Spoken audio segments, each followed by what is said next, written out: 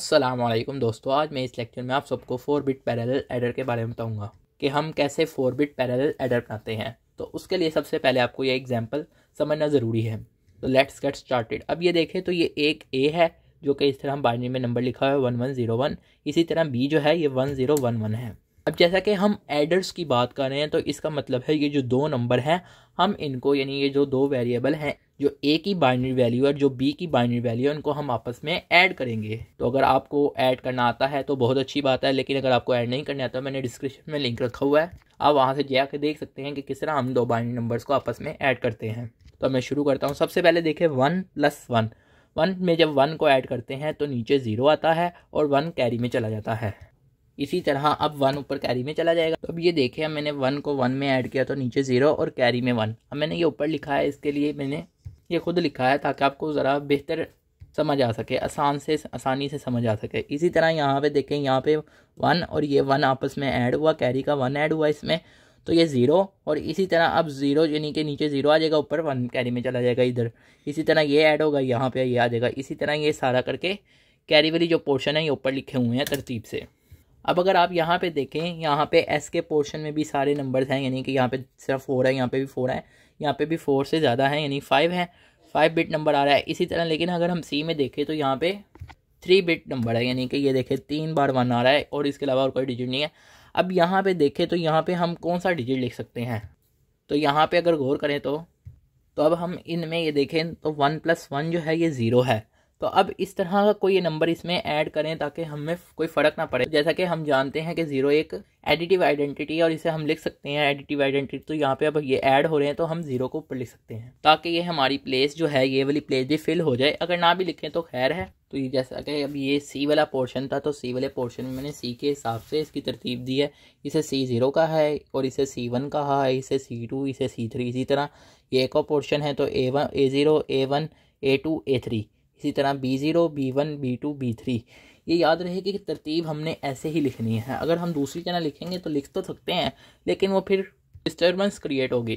तो डिस्टर्बेंस से बचने के लिए हमने जो है 0 1 2 3 जो है वो यहाँ से राइट साइड से शुरू करना है और लेफ़्ट साइड की तरफ, राइट साइड से लेफ्ट साइड की तरफ हमने लिखना शुरू करना है। 0 1 2 3 इस तरह नहीं लिखना C0 C1 C2 C3, इस तरह लिखना है C0 C1 C2 C3। इसी तरह A0 पहले 0 आना चाहिए, फिर 1, फिर 2, फिर 3, इस तरह राइट से लेफ्ट की तरफ। इसी तरह यहाँ पे देखें तो यहाँ पे भी एस वाले में भी।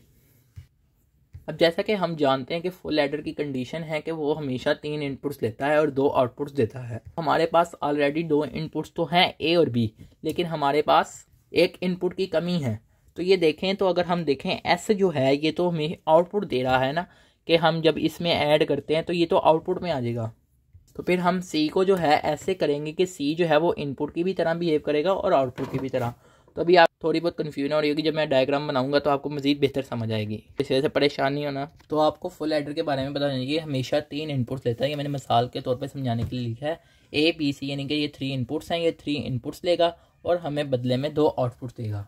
तो ये इसकी कंडीशन है कि ये हमेशा 3 इनपुट्स लेता है और हमेशा 2 आउटपुट्स हमें देता है। तो इस वजह से हमें पता होना चाहिए कि जो फुल एडर है उसमें 3 इनपुट्स लगेंगी तभी हमारा फुल एडर वर्क करेगा। आप अब ये देखें यहाँ पे अभी एक फुल एडर है, ये जो है ये 3 इनपुट्स हैं, यानी कि ये C0 वाला जो C वाला सेक्शन है, A वाला सेक्शन जो है और B वाला सेक्शन जो है ये इनपुट के तौर पे है और जो S वाला सेक्शन है ये आउटपुट के तरह बिहेव करेगा। जो C वाला सेक्शन है ना, ये एक ऐसा सेक्शन है जो कि इनपुट की तरह भी बिहेव करेगा और आउटपुट की तरह भी बिहेव करेगा। तो आपको आगे जाके पता चल जाएगा कि ये किस तरह करेगा। अब यहाँ पे एक कन्फ्यूजन भी होगी कि बाज़ जगह बाज़ जो सर हैं, बाज़ टीचर जो हैं यहाँ पे C1 C2 C3 C4 लिखते हैं। तो ये कोई तरतीब नहीं है। आप चाहे तो 0 से भी शुरू कर सकते हैं, चाहे तो आप 1 से भी यूज़ कर सकते हैं। ज़रूरी नहीं कि आप C0 ही लिखें या C1 ही लिखें, आपकी मर्ज़ी है। लेकिन जिस तरतीब से शुरू करें फिर उसी के मुताबिक आगे चलें और वही तरतीब बाकी नंबर्स में भी लेकर चलें। जिस तरह मैंने C0 यहाँ पे लिखा तो यहाँ पे भी A0 लिखा है, यहाँ पे मैंने फिर A1 नहीं लिखा ना, यहाँ पे B1 लिखा है। तो फिर उसी तरतीब से लिखें, तो आपकी मर्ज़ी है, इसमें कोई रूल नहीं है। अब ये देखें तो ये FA है जिसका मतलब है फुल एडर। अब ये जो है फुल एडर है, जैसा कि आप जानते हैं कि फुल एडर की कंडीशन है कि इसमें 3 इनपुट्स जो हैं वो मस्ट हो। तो 3 इनपुट्स लगेंगे इसमें। ये देखें A0 B0 और C0, ये इसकी इनपुट की तरह बिहेव कर रही है। तो अगर आप देखें जब हमने ये 3 इनपुट्स दी थी A0 B0 C0 यानी कि C0 A0 B0 दी थी, तो हमें जो बदले में मिला था एक तो S0 मिला था और ऊपर कैरी में C1 मिला था। ऐसे ही हुआ था ना कि हमने जब 1 में +1 किया था और ये जो 0 को ऐड किया था तो हमें मिला था 0 और 1 जो था वो कैरी में गया था, यानी कि एक ये आउटपुट बनी थी और एक ये आउटपुट बनी थी। तो इनपुट जो है उसकी तरतीब ऐसे होगी C0 के लिए, C सेक्शन के लिए, और आउटपुट की तरतीब पिछले से ऐड होगी, यानी कि अभी आपको आगे मजीद समझ आ जाएगी। तो अब हमें बदले में 2 आउटपुट्स मिल रही हैं जो कि फुल एडर की कंडीशन भी है। तो एक तो ये हमें S0 आउटपुट दे रहा है, दूसरा हमें C1 जो है वो भी आउटपुट दे रहा है। अब ये देखें S1 वाली जो आउटपुट है वो मैंने इधर लिख ली, इसी तरह C1 वाली आउटपुट इस तरह लिखी। अब इसी तरह मैं एक और फुल एडर लगाऊंगा। अब ये देखें तो जो C1 था ये इसकी आउटपुट की तरह बिहेव कर रहा था, लेकिन ये अगले हाफ एडर के लिए जो है ये इसकी इनपुट की तरह बिहेव करेगा, यानी ये यहाँ पर इनपुट की तरह बिहेव करेगा और इसके लिए ये आउटपुट की तरह बिहेव करेगा C1। तो ये देखें ना, यहाँ पे C1 जो है ये इनपुट के तौर पे है जब ये इस लाइन में, तो C1 A1 और B1 को जब हम आपस में ऐड करेंगे तो हमें S1 मिलेगा।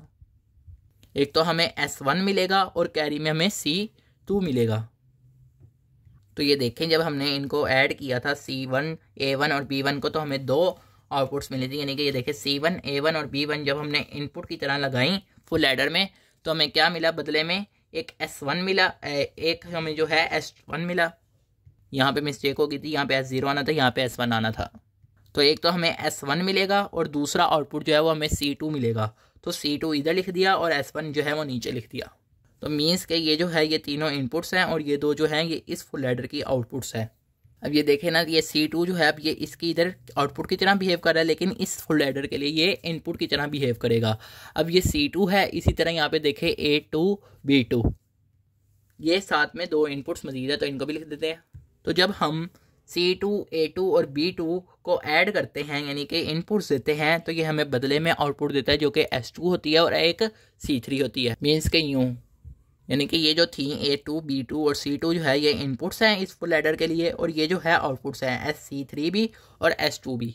अब यहाँ पे देखें तो यहाँ पे अब जो C3 है, इसी तरह A3 और B3 ये तीनों जो हैं ये इस फुल एडर के लिए इनपुट की तरह। ये देखें ना, ये C3 जो है इस एडर के लिए फुल एडर के लिए इनपुट की तरह और इस फुल एडर के लिए आउटपुट की तरह है। तो इस वजह से ये आपको पता होना चाहिए कि ये कैसे इसकी तरह इनपुट की तरह बिहेव करेगी और कैसे आउटपुट की तरह बिहेव करेगी। तो ये देखें जब हमने C3 A3 और B3 लिखा तो हमें 2 इनपुट्स आउटपुट्स मिले, एक हमें S3 मिला और एक S4 मिला। तो एक S3 इस तरह लिख दिया और एक S4।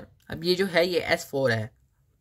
अब बाज़ जो है यहाँ पे कहते हैं कि यहाँ पे C4 भी आना चाहिए S4 की जगह, तो C4 भी लिख सकते हैं S4 भी लिख सकते हैं, क्योंकि ये जो असल में 1 जो है जब हम इन 3 1s को ऐड करते हैं तो एक 1 जो है ये क्या होता है, ये देखें एक 1 नीचे आ जाता है और एक 1 कैरी में चला जाता है। तो जब कैरी में जाएगा तो कैरी पे फिर हम इसको C4 लिख सकते हैं, और अगर कैरी में भी जाएगा तो ये देखें नीचे आके फिर ये 1 ही आएगा लिखा हुआ, तो मीन्स के S4 में भी 1 आ सकता है या C4 में भी 1 आ सकता है। तो इस जगह जो है हम S4 भी लिख सकते हैं या C4 भी लिख सकते हैं। देखिए आगे हमें मजीद कोई कम्बिनेशन नहीं दिया तो इस वजह से ये 4 बिट फुल एडर थे। यहाँ से एक MCQs भी बाज़-औक़ात बन जाता है। अब ये देखें ना, यहाँ पे मैंने बात की थी 4 बिट पैरेलल एडर की, तो इसमें देखें कितने फुल एडर लग रहे हैं, एक फुल एडर 2 3 4, तो 4 फुल एडर बन रहे हैं। तो ये मैंने कहा कि 4 बिट पैरेलल एडर जो है वो कॉन्सिस्ट ऑफ होता है 4 फुल एडर या 4 फुल एडर जो है वो बनाते हैं 4 बिट पैरेलल एडर। इसी तरह अगर पूछा जाए कि n बिट पैरेलल एडर में कितने फुल एडर लग सकते हैं तो हम कहेंगे कि n bit full parallel adder में n फुल एडर लग सकते हैं, यानी जितने बिट वाला हमने पैरेलल एडर बनाना है उसमें उतने फुल एडर लग सकते हैं। अगर आप ये देखें तो ये जो थी ये एग्जाम्पल थी, ये हमने मैनुअली सोल्व किया था, लेकिन अगर हम इस तरह ये डायग्राम के मुताबिक अगर हम सर्किट में इस तरह डिज़ाइन करें सर्किट को तो हमें सिर्फ इनपुट्स देनी है, इसके जैसा कि हम स्विच को ऑन ऑफ करते हैं और वो हमें आउटपुट देता रहेगा। मीन्स के यूँ जिस तरह ये S0 S1 S2 S3 S4 ये आउटपुट है, ये यहाँ पे स्विचेस के तौर पे यूज़ नहीं हो रही, ये यहाँ पे आउटपुट के तौर पे है। तो इसका बनाने का मकसद ये होता है कि हम जो है उसको इनपुट जो है हम खुद ही दें और वो हमें आउटपुट दे। हमें इनपुट्स खुद से, यानी कि हमें इनको हम यहाँ पे तो मैनुअली ऐड कर रहे थे, लेकिन यहाँ पे हमें मैनुअली ऐड नहीं करना पड़ेगा, ये हमें ऑटोमेटिकली जो है खुद ही वैल्यूज़ खुद ही आउटपुट दे देगा इस फॉर्म में। तो यहाँ पर आप कोई भी इनपुट दें, यहाँ पे भी कोई भी इनपुट दें तो ये हमें आउटपुट में उसके मुताबिक आंसर दे देगा इनपुट्स के मुताबिक, हमें फिर मैनुअली सॉल्व नहीं करना पड़ेगा। तो ये इसका बेनिफिट है 4 बिट फुल पैरेलल एडर का। और वन लास्टिंग जो है वो ये है कि 4 बिट पैरेलल एडर जो है इसे हम 4 बिट फुल एडर भी कहते हैं। आपको कभी भी आ जाए कि 4 बिट पैरेलल एडर बनाओ या 4 बिट फुल एडर बनाओ तो वो इसी तरह बनेगा, सारा सेम प्रोसीजर है, कोई भी चीज़ डिफरेंट नहीं है, दोनों का मतलब एक ही है। तो उम्मीद है कि आपको ये समझ आई होगी कि किस तरह हम बनाते हैं। तो ये इसकी डायग्राम है, combination diagram. Thanks for watching.